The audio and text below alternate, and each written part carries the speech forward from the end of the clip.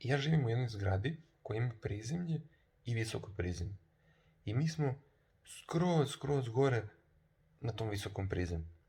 I pored zgrade imamo jedno ogromno staro drvo sa velikom krošnjom i dole smo montirali za decu ljuljašku i tu se deci igraju leti u hladu.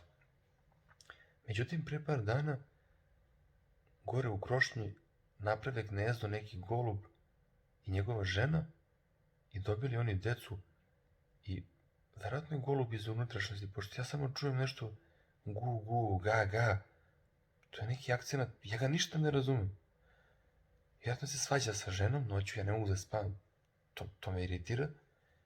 I rekao, pomoću ti ja. I uzem ja sekirče jednu noć i posečem to drvo.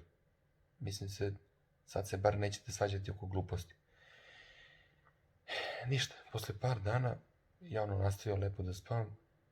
Krene zmija da kašlje, mi imamo neku zmiju 15 godina ogromnu i krene da kašlje noću. Ja prvo mislio zbog cigara. Ja kod lekara odvedem, kaže lekar, kaže, običan laringitis, kao nije to ništa, proći za 2 dana.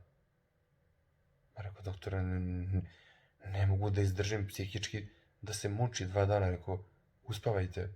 Kao, molim? Uspavajte, doktore, ne mogu to da podnesem. A drugo, ne mogu ni da spavam noću.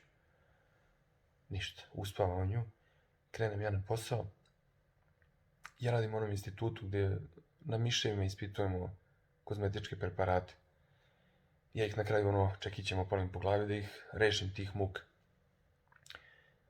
Ništa, završio s poslom, otišao kod kuma na slavu, tamo prasići, jagnjići, piletina, znači najeo se mesa, razvalio se. Krećem kući, kad kod mene u naselju neki kučići krenuli da laju na točkove automobilu. Ja sad da bi izvukao neku rupu, ja na levo i slučajno zgazim to jedno kuće. Okrenem se, vidim ovog drugog kuće, cvili i meni bude žao. I ja u rikverci i zgrazim i njega, da se ne muči. Kad neka žena istrčava iz dvorišta, to su moji kučići, krenula da plače, da rida. I meni i nje bude žao. Ja onako za kosu bacim je pod auto i nju pregazim. Ne volim kad se ljudi muče i kad pate. I ništa, dolazim kući, kaže žena, ćeš gledamo neki film? Rekao, šta ima na repertoaru? Kao ima Avatar i neki dokumentarac kao Spasimo planetu. Ja sad čitam na internetu, na kraju tog Avatara, tu piše, tokom snimanja ovog filma nije povređena ni jedna životinja.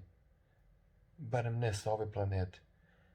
A ovaj drugi film, dokumentarac, to je fazon kao spasimo kitove, spasimo medvede, spasimo lavove, tigrove.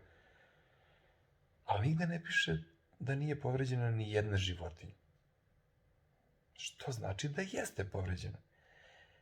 A ja, s obzirom da sam veliki humanista, ja prosto ne mogu da dozvolim da gledam i da podržavam filmove gde nisu se potrudili da zaštite te jadne životinje. Eto, to je neki moj mali doprinos očuvanju planete. A šta ste vi učinili da ova planeta bude bolje mesto za život?